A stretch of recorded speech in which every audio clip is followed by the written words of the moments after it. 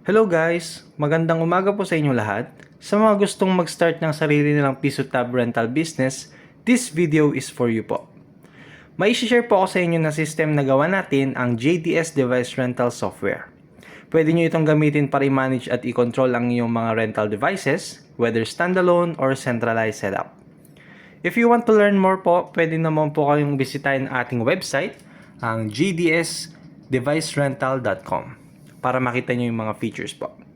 At sa video po na ito, ituturo ko sa inyo step by step kung paano natin i-set up ang JDS Device Rental Software from start hanggang maging ready na gamitin. So make sure you stay tuned and let's begin. To proceed po, i-ready lang po natin ang mga kailangan natin like tablet, yung Allen coin timer natin, yung coin slot, and yung power supply niya po, dapat ready na po siya. And yung mga connections niya po dapat connected na rin po siya. Ang gagamitin po natin dito sa video na to is yung basic mode ng ating software. So kapag nawalan po ng power ang ating tablet, automatically po na magpapakita yung ating insert coin na overlay. So tuturo ko po sa inyo muna kung paano natin sinet up yung ating connections.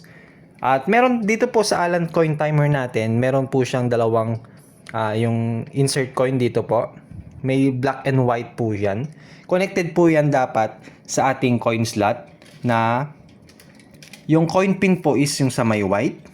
And then yung black naman po is sa ground. Tapos yung power supply niya po connected din dito sa ating coin slot. So ito po siya yung power supply niya. Ito naman po yung ating charger ng ating tablet. Kapag nagkaroon na po ng itong timer natin, mapapower po itong charger at magbibigay ng power para ma-activate yung tablet. So, let's start na po sa ating installation. Punta lang po tayo sa ating website, jdsdevicerental.com. Yan po. Visit nyo lang po yan and then hanapin po nyo yung download button. So, click lang po natin download. Download anyway. Okay. After po nun, open. Click install. Kapag hindi po siya na-install, kagaya po dito, ibig sabihin may problem po sa Google Play Protect. Yan. Click lang po natin galit. Punta po tayo sa ating Play Store. Hanapin po natin yung 3 dots sa taas or hanapin nyo po yung Play Protect. Tapos yung gear icon, hanapin po natin. I-turn off po natin ng Scan Apps with Play Protect. Turn off. And then, continue po tayo sa ating pag-install. Punta po tayo sa Files. And then, ito. Click Install. Ayan, installed na po siya. Once installed na po, click lang po natin siya. At mapupunta po tayo sa ating setup screen. So sa setup screen po, meron po siyang pagpipilian, basic mode and centralized mode. Sa centralized mode po, gagamit po tayo dito ng ESP32 para po ma-set up natin yung ating server. Sa basic mode naman po, hindi na po natin kailangan ng ESP32, basta meron po tayong yung standalone po na setup natin. So dito po sa ating first option, set as home launcher. Click lang po natin yung enable. Hanapin po natin yung default natin. So, gawin natin siyang default home app. Sa notification naman po, click enable lang din. Go back. Sa battery optimization, enabled. Allow. Sa accessibility service, enabled po. Kapag ganito po nagpapakita, ibig sabihin hindi pa po siya allowed yung restricted niya po. So, click lang po natin para mag-open po yan. Once nag-open po yan, click po natin itong recent. Hold po natin yung app. Punta po tayo sa app info. And then, makikita nyo po sa taas, merong pong 3 dots. Ayan. Click po natin allow restricted settings. Minsan po, yung mga ibang devices, wala po sa taas dito, meron po dito sa baba. So, hanapin lang po nyo yung restricted settings na yun. Once na allowed na po, balik po tayo sa app. Click OK. Ayan, magpapakita po sa atin na pwede na siyang i-click. Click OK and then activate natin. And click allow. Go back. Ayan. So sa draw over the apps naman po, enabled lang din po natin. Click enabled, hanapin yung JDS device rental app. Click enable. Ayan. Go back. Ayan, location permission naman po, enable din po natin while using the app. And then after nun, complete setup. Ayan. So mapapansin nyo po, wala pa pong mga apps dyan. So kailangan po natin lagyan ng apps para po, syempre po, para magamit ng mga other mga customers. Punta po tayo sa ating settings. Ayan. Ang default password po nito is 1234. Click login and then yan. So mapapansin nyo po, yung mga buttons is naka-disabled pa. Ang naka-enabled lang is check for updates, restart app, tsaka activate license. Para po magamit natin itong mga apps, buttons na to, click lang po natin activate license. So mag-a-ask po siya ng license key. Saan po tayo kukuha ng license key? Yung license key po natin ay makikita din sa ating website. So kailangan po natin mag-sign up. After nun, confirm po natin yung email natin.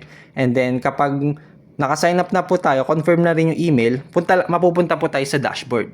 So click lang po nyo yung dashboard. And then mapapansin nyo po, meron pa tayong tablet dito. So mawawala po yan. So pag unang pasok nyo po, wala pong magpapakita na license. And then sa 00 po lahat yan. Kapag para po makabili ng license, click lang po natin buy credits. Hanapin po natin yung starter. So kapag starter po, 1 device license po ito. Pag professional naman po, 5 device license. Enterprise naman po, 10 device license. So ito po yung mga pricing nila. Pwede pa pong magbago yan, pero update ko po kayo kapag meron po tayong new prices. So try po muna natin sa starter, 1 device license. Click po natin yung proceed to payment. After nun, mapupunta po tayo dito sa ating payment portal. So click lang po natin yung scan QR PH. Then magge-generate po siya ng ating QR code at pwede nyo na po siyang i-scan gamit yung mga e-wallets nyo like GCash, Maya or other e-wallets. After po na payment, hintayin lang po natin mag-activate kusa po siyang mapupunta sa dashboard. Babalik po siya sa dashboard. And then kapag nagpakita na po yung dashboard, makikita nyo na po yung meron siyang available credits. Para po makapag-generate tayo ng license, click lang po natin yung new license.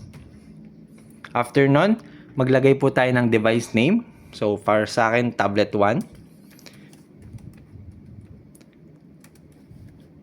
Kayo na po bahala kung ano po ilalagay yung device name.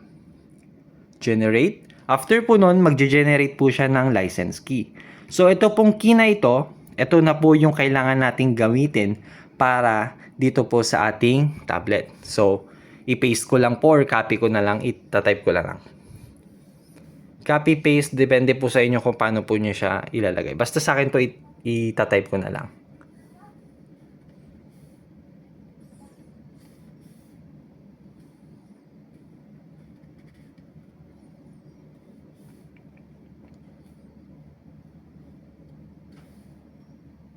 Ayan. So, pag na-type nyo na po siya, click lang po activate. Pero, bago nyo po siya i-activate, make sure na may internet connection po itong tablet. Then, wait lang po natin. Yan. Pag nagpakita na po yung activation successful, ibig sabihin, okay na po siya. Pero mapapansin nyo, meron pa rin po siyang manage deep freeze apps. Itong manage deep freeze apps natin, naka-disable pa rin. Kailangan po kasi natin ng device owner para po ma-activate yan. So, tuturo ko din naman po kung paano po i-activate ang ating device owner. So, dito po tayo sa manage pin apps muna. Dito po tayo pipili ng mga apps na pwede nating ilagay doon sa ating homepage. So, for example, Facebook, Chrome, Instagram, Lock TV, Mobile Legends, Roblox, and settings, TikTok, ayan. Yung settings po, tanggalin po muna natin. YouTube, yan. So, save lang po natin. Pag back po natin, makikita nyo po nandito na sa homepage natin yung mga apps natin.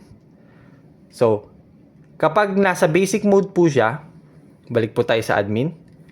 Ganito po ang setup. Pero kapag centralized po, dito po tayo maglalagay ng time rates, coin wait time, ESP32 configuration natin, at yung ibang settings pa po. So, balik tayo sa basic. Meron po tayo dito dalawang settings, block settings and lock to network. Block settings po, kailangan din po natin ng device owner para po ma-activate ito. Ang use po nito is kapag naka-turn on po yan, kahit na pumunta po sila sa settings, wala pong magpapakita dito. So, na parang blurred po lahat yan. And then, ang magpapakita lang sa notification is yung notification lang po. So, tuturo ko na rin po kung paano mamaya i-activate yon. So, ganito po siya. So, dahil po i-test na po natin siya. Kapag nawalan po ng power ito, ang tablet, ibig sabihin mag-activate po yung ating coin, insert coin. So, testingin po natin. Ayan, magpapakita po yan, insert coin. And then kapag may power na po ulit, okay. Ayan, papakita po kaagad yung homepage natin. Try na po natin siyang ilagay dito sa ating Alan coin slot and Alan timer na setup. Ilipat ko lang po siya sa charger. Ilipat ko lang po.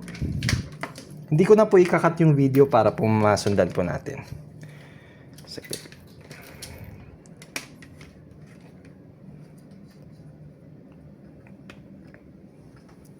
Okay? So, makikita po natin, wala pa po siya, hindi pa po siya nag-activate. And then, try po natin maghulog ng piso dito. So, nakaset po to sa 1 minute. Depende na po sa inyo kung ano po ang ilalagay nyo na time niya.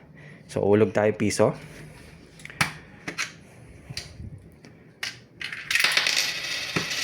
Ayan, automatically na po na mag-activate na ang ating device. So, pag naubos po yan, magpapakita po ulit yung insert coin. Okay? Yun lamang po sa ating device na basic mode. Sa next video po, ituturo ko sa inyo kung paano naman po natin i-set up ang device owner mode.